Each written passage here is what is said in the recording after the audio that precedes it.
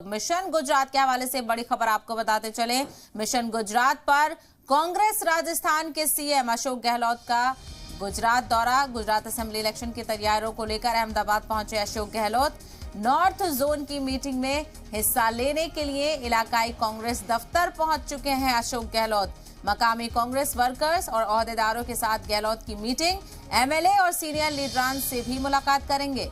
गुजरात के लीडरान की इंतखाबी रहनुमाई भी करेंगे अशोक गहलोत। तो गुजरात में इंतखाबात से कबल कांग्रेस की सरगर्मियां तेज। आपको बताते चले अशोक गहलोत राजस्थान के सीएम मिशन गुजरात पर पहुंचे हैं